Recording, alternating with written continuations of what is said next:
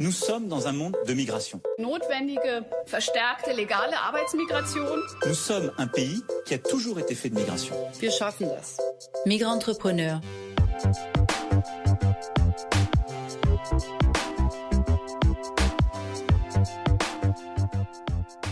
Willkommen zu einer neuen Folge von Migrantrepreneur.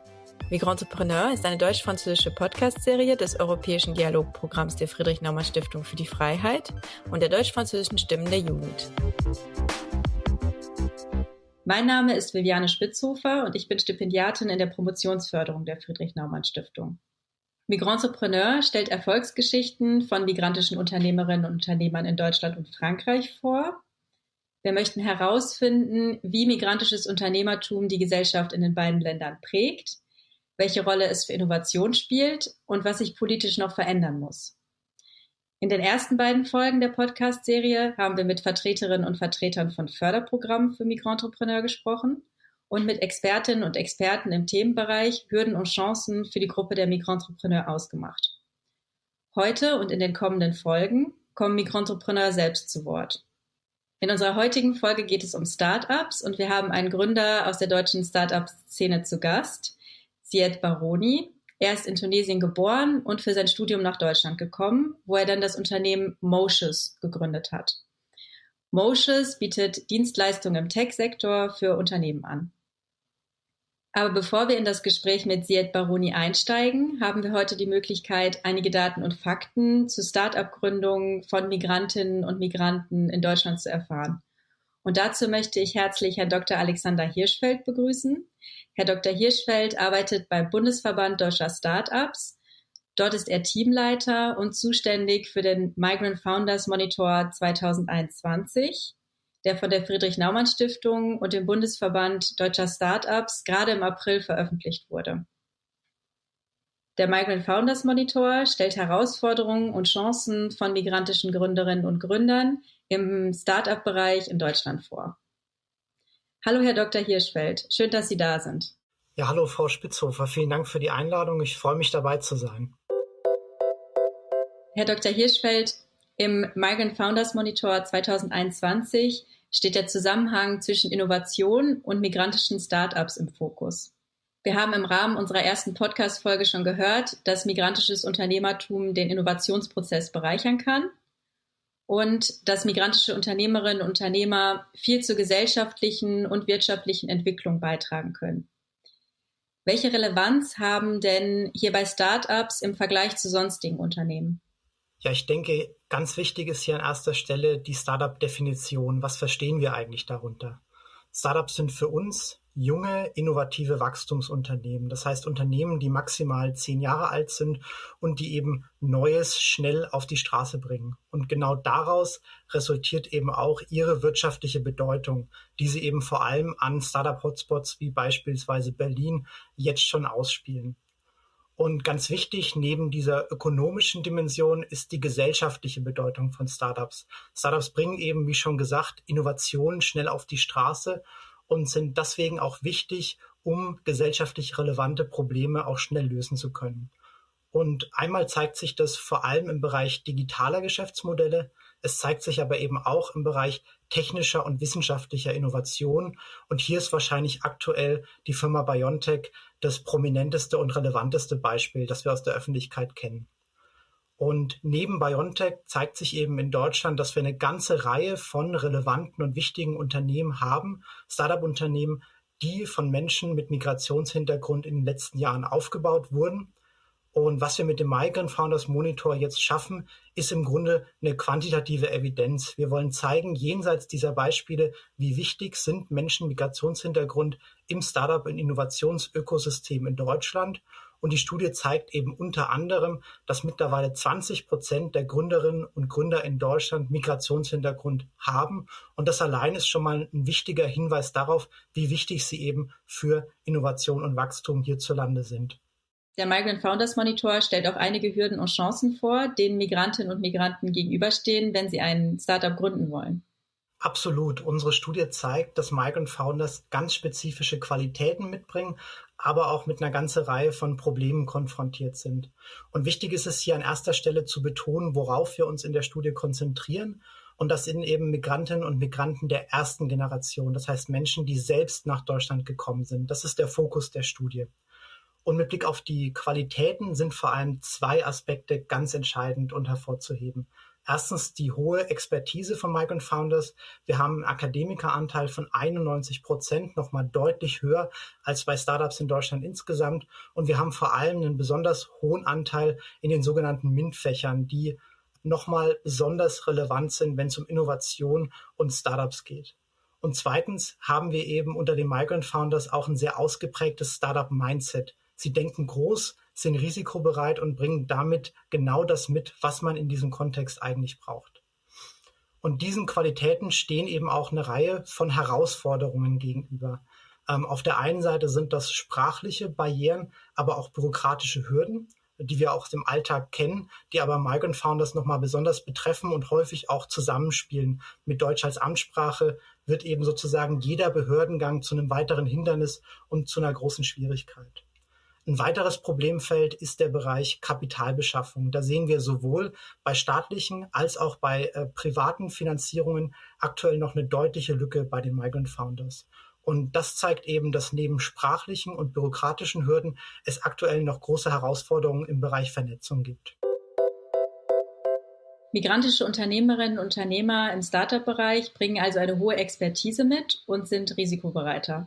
Gibt es denn noch weitere Eigenschaften, die migrantische Startups hervorheben? Wie unterscheiden sich denn migrantische Startups von nicht-migrantischen Startups? Ja, es gibt sicherlich noch zahlreiche wichtige Unterschiede und Aspekte.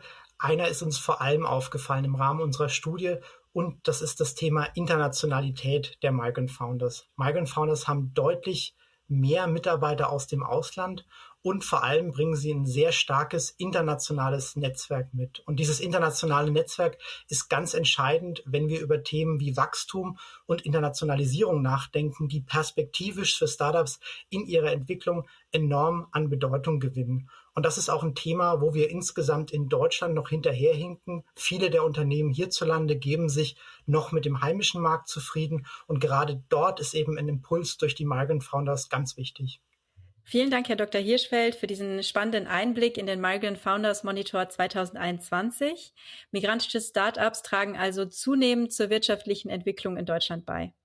Und das ist eine gute Überleitung zu unserem heutigen Gast, Syed Baroni. Er ist Startup-Migrantrepreneur und hat das Forschungs- und Entwicklungsunternehmen Motius gegründet. Motius ist eines der schnell wachsendsten Tech-Unternehmen in Deutschland.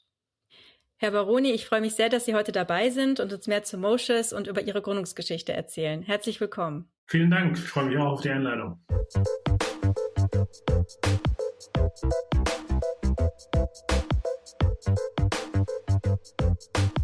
Sie sind damals nach dem Abschluss der Schule für ein Studium der Mechatronik und des Managements aus Tunesien nach Deutschland migriert. Was hatte Sie denn damals motiviert, in Deutschland zu studieren?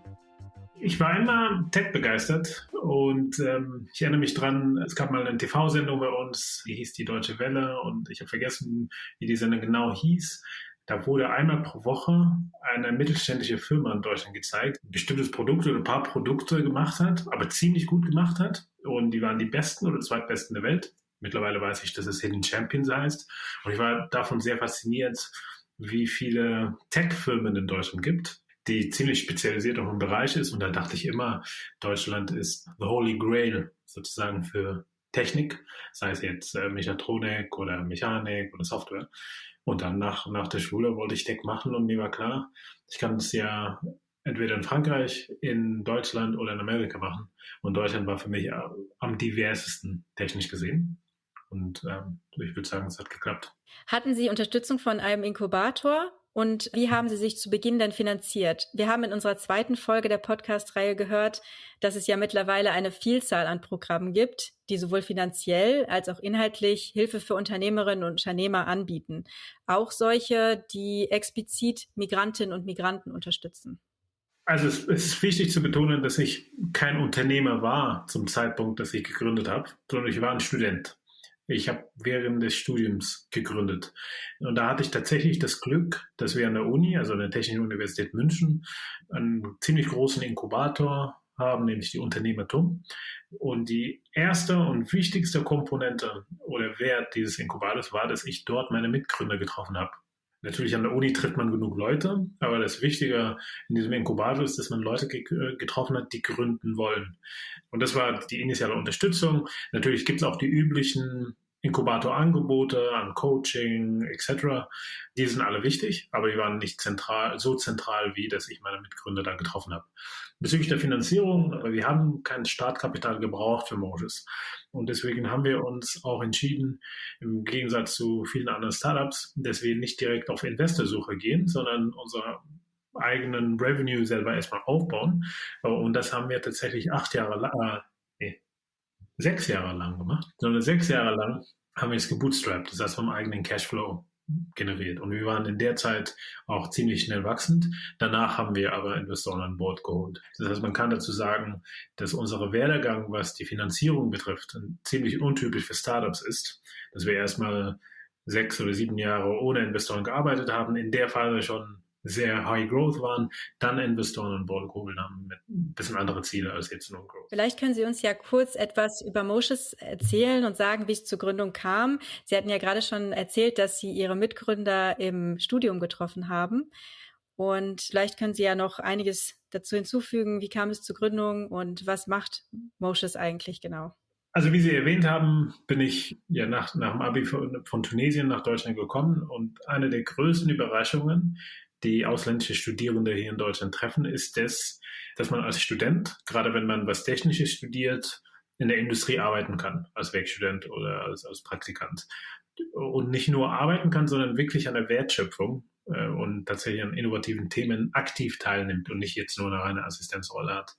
Und zu meinem Glück habe ich in BMW gearbeitet, in der frühphasigen Entwicklung im BMW, also in einer Vorentwicklung sozusagen. Was mir da aufgefallen ist, ist dasselbe, was meinen Mitgründern auch separat aufgefallen ist, dass große Firmen wie in BMW oder wie in Siemens oder in Microsoft, die eigentlich innovativ auf Papier sind, dass sie extrem große Probleme haben, am Ball zu bleiben mit neuen Technologien. Und das hat einen Grund oder hat einen Hintergrund, dass die Technologien sich schneller verändern, als die Struktur mithalten kann. Die Struktur ist ja relativ fix, die Technologie draußen verändert sich kontinuierlich. Und dann sind wir zum Schluss gekommen, hey, das ist einer der größten Probleme für Tech-Firmen weltweit, nämlich Rapid Technological Change. Und dass die einzige Lösung oder die wichtigste Lösung ist, dass man eine Firma anders strukturiert, damit man auch am Ball bleibt mit einem, zwischen Anführungszeichen, fluiden Technologiewandel. Und so sind wir auf die Idee von einer fluiden Struktur gekommen. Also Moses ist strukturiert in einem Pool von 900 Leuten und einem Core, also im Kern. Der Pool verändert sich jede 2 bis 3 Jahre so ungefähr und der Core bleibt fix. Und durch diese Veränderungen im Pool bleiben wir am Ball mit neuen Technologien. Ich muss auch hier dazu sagen, dass wir alle, also die Gründer, 3 Jahre nach der Gründung noch weiter studiert. Also ich war damals am Ende des Bachelors und so waren auch die meisten Mitgründer.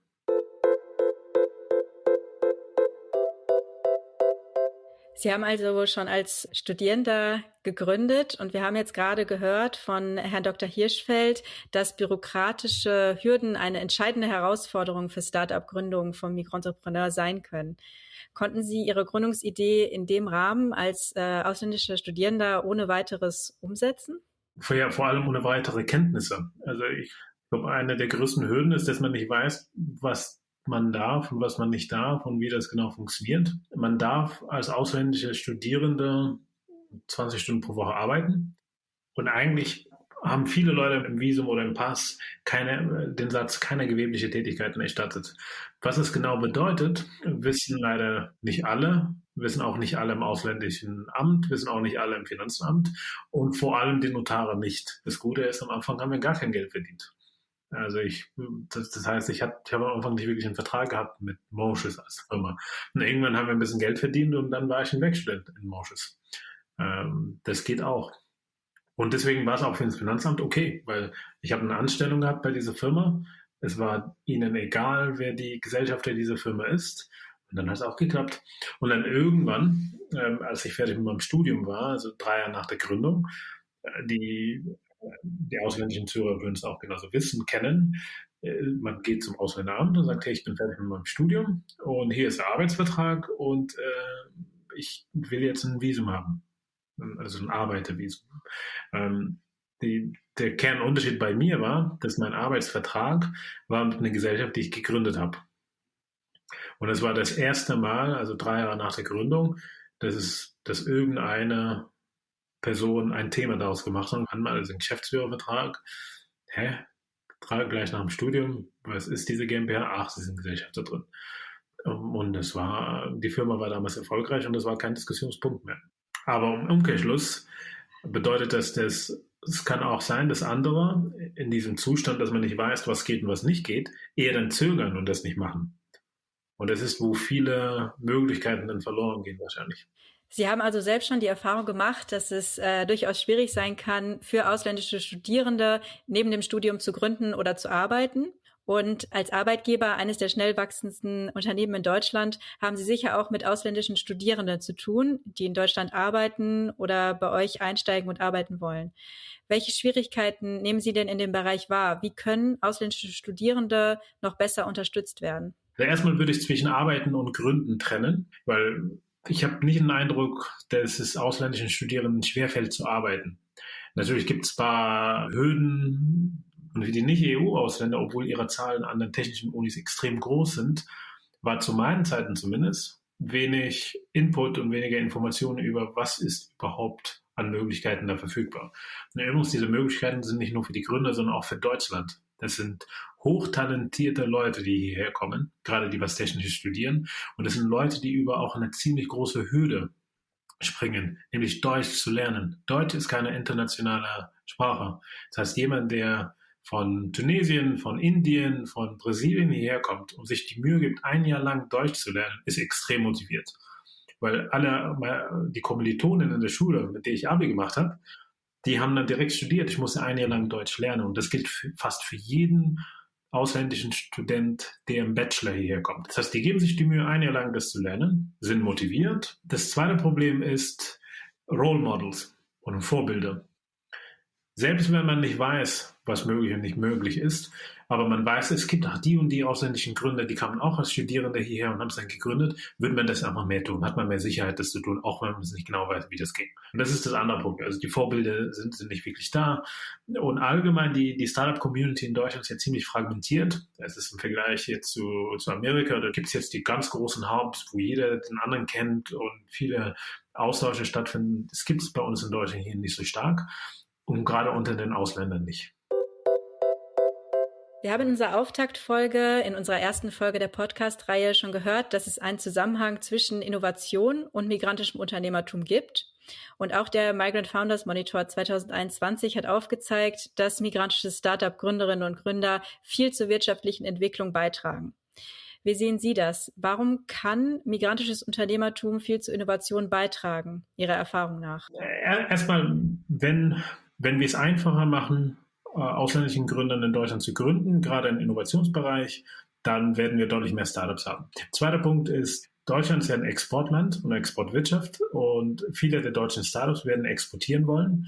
Und es wird auf jeden Fall helfen, wenn in diesen Teams ausländische Gründer auch dabei sind, die auch dabei helfen, ins Ausland zu exportieren, weil das natürlich ein Gründerteam hilft, ganzheitlich und vielleicht nicht nur von der deutschen Kultur heraus zu denken, wie das funktionieren sollte. Verstehe. Vielleicht haben Sie abschließend noch ein paar Ideen, wie diese Potenziale noch besser gefördert werden könnten. Die deutsche Wirtschaft ist ein sehr fruchtbares Ökosystem, wo vieles entstehen kann, gerade rund um Innovation. Und ist klar, es gibt manche Hürden, aber der allererste Schritt wäre, denen zu zeigen, was die Hürden wirklich sind. Weil viele denken, die Hürden sind 3-mal so viel, wie sie wirklich sind. Und dann die Hürden vielleicht systematisch reduzieren und sie empowern und fördern und sagen, hey, wir wollen, dass ihr gründet während des Studiums.